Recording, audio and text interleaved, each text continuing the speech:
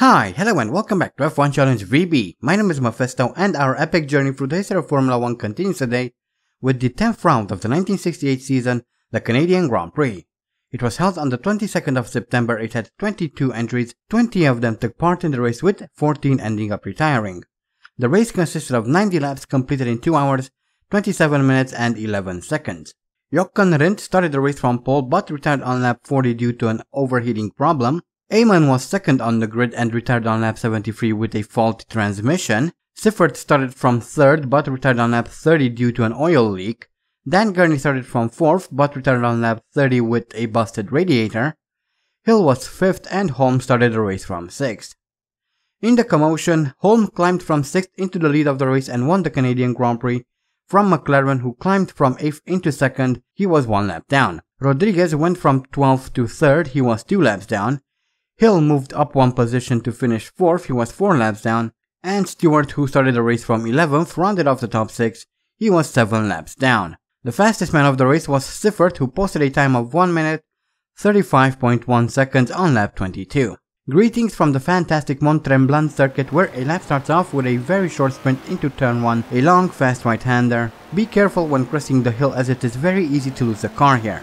This continues into T2, a slightly tighter right-hander, and eventually turn 3, an even tighter right-hander. This is followed immediately by turn 4, a tight left-hander, a quick burst of power, and we come through turn 5, a fast left-hander. Turn 6 is next, which is a medium speed right-hander. Another burst of power and we find ourselves in turn 7, a long 180-degree right-hander. Turn 8 is next. This is a medium speed right-hander that leads into turn 9, a medium speed right-hander. Next we go under the bridge and into turn 10, a tight left-hander. Be extremely careful, this corner can easily catch you off guard. This is immediately followed by a medium speed right-hander, turn 11. Turn 12 is next, which is a tight 180-degree right-hander that leads immediately into turn 13, a high-speed left-hander that brings us around onto the main straight, and that is a lap around the Mont-Tremblant circuit.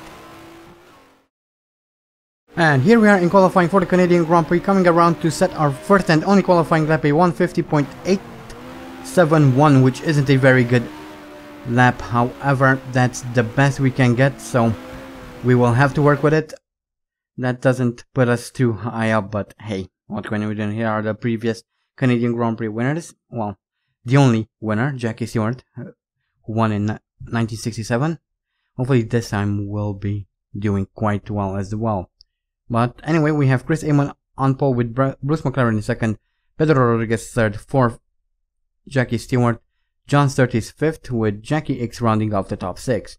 Then in 7th we have Graham Hill, followed by Joe Siffert in 8th. In 9th we have Jackie Oliver, and in 10th is Johnny Servoz-Gavin. In 11th we have Denny Holm, followed by Dan Gurney in 12th. 13th is Derek Bell, Jochen Rindt 14th. 15th is Bill Bragg, followed by Piers Courage in 16th. Then in 17th we have Jack Brabham, followed by Ludovico Scarfiotti in 18th. Obviously is not actually in the race, but oh well. In 19th we have Henri Pescarolo, followed by Jean-Pierre Beltois in 20th. 21st Richard Atwood, 22nd John Love, 23rd David Hobbs, Joe Bonnier is 24th. 25th Lucien Bianchi, Vic Alford 26th. 27th Dave Charlton, 28th Silvio Moser, 29th Kurt Ahrens Jr., Bobby Unser is 30th, 31st is Andy Higgs, and Widows bringing up the bottom of the lineup in 32nd. So that is the grid lineup for today's Canadian Grand Prix. Hopefully things will go well. Andy did pretty well in the Italian Grand Prix, so hopefully that luck will carry over into this race and we'll be able to do well here as well. And there's a yellow flag already, and we see a McLaren at the side of the road. I wonder who could it be. Is it Holm? Is it McLaren? No, it's actually McLaren himself. So he had some sort of problem, and there are 2 more cars stuck on the grid there. I think the Lotus is missing a wheel. It seemed like it. But we move up into 29th now as we come through turn 1 here. Right behind Kurt Ahrens. Maybe we can overtake him as well soon enough. And here's a replay of the start, a bit slow on my end, but obviously that didn't had too much of an impact since everyone is very slow due to the cautionary yellow flag. And there is Bruce McLaren at the side of the road, and there are the other two cars. They're stuck on the grid with the Lotus missing his front left wheel. I'm hoping we will get a replay, and yes, we do indeed get a replay. Here is Jackie Oliver, gets a pretty good start, crashes into Bruce McLaren, loses his front left, spins McLaren around, and then a bunch of cars get stuck behind him. As we now move a little bit further on, I overtake Kurt Ahrens Jr. for 28th. However, he immediately manages to get back around us on the outside, so let's keep pushing, and there we is it. We get around Widows and Ahrens Jr., so we move up into 26th, and here's a replay of Jackie Stewart coming through this right-hander. He flips his car upside down, and that is the end of his race. So those are the first couple of retirements done, as we now overtake two more cars and we move up into 24th, now chasing after David Hobbs, who is right in front of us. Towards the end of lap 2 we overtake David Hobbs and we move up into 23rd, which is quite nice, now chasing after John Love, who is quite a long way up ahead as we come through this right-hander, and Joe Bonnier is out of the race it seems, and we move up into 21st as we take a look at a replay of Chris Amon coming through this right-hander. He flips his car upside down, and that is the end of his race. And here's a replay of Joe Bonnier coming through the exact same corner, kind of cuts the track there on the grass, but he flips his car upside down, and that is the end of his race. Lap 4 now, and more people lose their cars here, and we thanks to that we move up into 19th as Pierce Courage is trying to get around us. I'm having a look at John Love. We get past John Love, so that's 18th. Now looking at Henri Pescarolo in front of us in the Matra and Dave Charlton. Can we overtake them? No, not quite. I kind of struggle to get around Dave Charlton. Dave Charlton holding it really nicely. He kind of cuts in front of us, and that's pretty much it for that battle.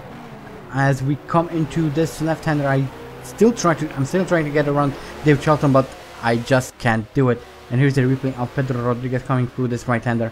He flips his car upside down, and he is out of the Canadian Grand Prix. And now we have a replay of Jochen Rindt doing pretty much the same thing. Flips his car, and that is the end of his Canadian Grand Prix. Lap 5 now, and still battling with Dave Charlton. Can we get around him? No, not quite. But we get around Ludovico Scarfiotti. Obviously, it doesn't really matter. But that's quite nice as we struggle to keep up with Charlton at the moment. But I'm sure we'll be able to overtake him eventually. Scarfiotti there for a moment gets in front of us. Again, he doesn't really matter. He's obviously not in this race. He died a long time ago by this point. Still on lap 5, and we have a retirement there. So not quite sure who it is, but I'm sure we'll get a replay. Yes, we do indeed. Here is Ahrens Jr. coming through this right-hander. He flips his car upside down, and that is the end of his race. And that was a pretty weird animation, how his wheels dropped off. Anyway, here's a replay of Graham Hill, who loses control of his car, crashes into the Armco, and loses both of his rear wheels. Eventually, we managed to overtake Dave Charlton, so now we move up into 16th as we now chase after Henri Pescarolo, who we overtake later on towards the end of lap 5, so that's 15th, and we are now on the heels of Jack Brabham, who's about 3 seconds up the road. We catch on lap 6 as we come through this right-hander, and we move up into 13th. That's very, very nice. And we are slowly forming a train behind us. Welcome to the Mephisto train, chugga chugga choo choo, as we move on to lap 7 and overtake Bobby Unser for 12th. And we are looking at Lucien Bianchi, who we eventually catch up to and overtake for 11th. That's quite a good little battle, and we're doing very good progress here. Later on, towards the end of lap 7, I go wide through this right-hander, and Pierce Courage manages to overtake us. So we drop down to 12th, but maybe if we keep it, still we can overtake him again. However, Bruce McLaren goes on the outside through the final corner, and he overtakes us as we take a look at a replay of Jackie X coming around to finish lap 7 and post the fastest lap of the race. congratulations to him.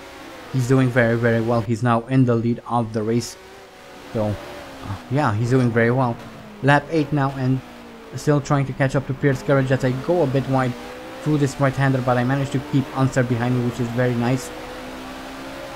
So, let's keep on pushing, and here is a replay of Bruce McLaren coming through the right-hander. Tries to overtake Pierce Courage, but flips his car upside down, and that is the end of his race as we later catch up to Pierce Courage, and we move into 11th once again. That's very, very good. And once again we are chasing after Richard Atwood, who we catch up to eventually, but I go a little bit wide through that left-hander, allowing Pierce Courage to overtake us once again here on lap 10. Can we regain that position? That would be very, very nice. Courage overtakes Atwood, so do we, and we move up into 11th as we're still trying to get around Courage, and Johnny Gavin retires from the race as we take a look at a replay of Gavin coming through the right-hander. He flips his car upside down, and that is the end of his race as well. A lot of people losing their car through that corner as we now move on to further through lap 11, and we managed to finally overtake Pierce Courage. So that is 9th place. That's very, very good. Looking at Jean-Pierre Beltois at the moment as we come through this right-hander where so many retirements have taken place. I nearly lose the control of the car there, and here's a replay of John Love coming through the corner and losing out, and that is his race out. And here is Pierce Courage pulling to the side of the road. Apparently he has a suspension problem, so he will no longer be an issue for us. But we now move towards the end of lap 12, and I managed to squeeze myself through on the inside there of Jean-Pierre Beltois. Pretty risky maneuver through there, but we stick it, and that's quite nice. As we now go on to lap 13, and we overtake Jean-Pierre Beltois for 8th, but I go a bit wide, touch the gravel there, and that slows me down very, very much. So we drop down to 12th, which isn't very good, but hopefully we'll be able to climb back up. We still have quite a lot of time. Towards the end of lap 13, I come very hot into the penultimate corner, crash into Richard Atwood. Unfortunately, didn't quite mean to do that, but it happened. I ended up in the gravel trap. It took quite a while to get free from there, and here is a replay of Richard Atwood coming into the hairpin, and there I am crashing into the rear of his car. I flip him upside down, and obviously he is out of the race. However, we luckily are still in as we now move on to lap 15 as Jean-Pierre Beltois returns from the race, and we move up one position. And here is a replay of Beltois coming into the pits to retire. He has some problems with his gearbox, so that is it for his race, which is lucky for us because we get a free position. Lap 16 now, and we just caught up to John Surtees, and we move up into 9th, doing very good progress once again. Can we now catch up to Henri Pescarolo? He's very far up the road. He eventually overtakes Bill Bragg, who we overtake as well on lap 18 here. Once again doing a pretty risky maneuver through that tight right-hander as we take a look at a replay of Lucien Bianchi, who has some problems with his brakes.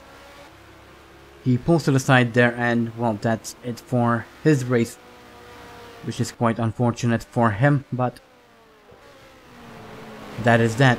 Lap 19 now, and we managed to catch up to Bobby Unser, and that is 8th place, and we are once again chasing after Henri Pescarolo. At the moment he's about 5 seconds up the road, 8 seconds now, as I make a pretty bad mistake there. Lap 20th, and the leaders caught up to us and are lapping us, so I moved to the side to let them pass, but that is it as we now move a little bit later towards the end of lap 20, and I overtake Jack Brabham for 7th place now. That's 1 place below the points. Hopefully we'll be able to get into the points as we move on to lap 22, and there Denny Holm manages to lap us. So that's that, as we now a little bit later on in lap 22 I managed to get around Henri Pescarolo, and we are now in 6th place. That's very, very nice. That's 1 point if we manage to finish the race. Hopefully we do. That would be very, very nice. Lap 23 now, and I catch up to Denny Holm, and I'm trying to unlap myself, coming into the penultimate corner there, and through the final corner. Can we get away from Denny Holm, or will I have to give back that position, or will I have to let him lap me again? No, I managed to pull away, so we managed to unlap ourselves. That's very, very good. Now moving on to lap 25, chasing after Joe Siffert was about 14 seconds up the road, as we take a look at a replay of Bill Bragg, who has a problem with his engine. We see black smoke coming out of the rear of his car. He pulls to the side, and that is the end of his race. As we now move on to lap 29, and Dan Gurney is out of the race. That's good news for us, because we shall move up into 5th. And here's a replay of Ari Pescarolo, who has a problem with his suspension. He comes through this right-hander and then pulls off to the side of the track, and he is out of the race. But we are now coming around to finish lap 29, and Dan Gurney is out. So is Denny Holm at this point. So we move up into 4th, which is very, very nice. And here is a replay of Dan Gurney. There's smoke coming out of the rear of his car. Yes, there is. He tries to go, but continue his race in hopes that he can finish. But no, he had to pull to the side, and that is the end of his race. And here is a replay of Denny Holm coming through this right-hander, coming around to try to finish the lap he's on, but it doesn't really work. He has to pull to the side, and that is the end of his race as well. As we now move on to our final lap, we've managed to somehow catch up to Joe Siffert. Just a couple more corners left.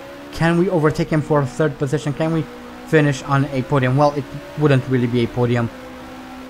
3rd wasn't a podium until the mid-70s. I tried to dive bomb him, but couldn't quite do it. Can we somehow get a good run out of the final corner? No, not quite. But we finished in 4th. That's quite a good finish, as Siffert manages to finish. So then here is a replay of Jackie X coming around to win the Canadian Grand Prix. Congratulations to X. He did very, very well. And that is that for the Canadian Grand Prix. X wins, Derek Bell 2nd, Siffert 3rd, 4th Andy Hicks, 5th Brabham, and 6th is John Surtees. That was a very, very exciting finish. I would have hoped that we could have overtaken Siffert there at the end, but it didn't.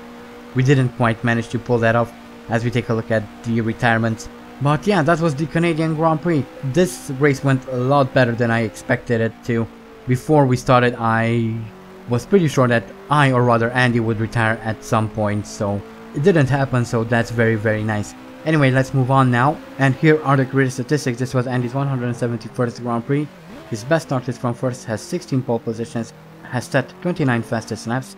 His best finishes in 1st, has completed 102 races, 79 of them in the points, has won 44 Grand Prix, 4 at the Indianapolis 500, 6 in Monaco, has 8 championships under his belt, has scored a total of 530 points, has retired 69 times, has experienced 3,524 out of 4,442 laps, has 8 bronze trophies, 17 silver trophies, 44 gold trophies, and as an extension 44 podiums.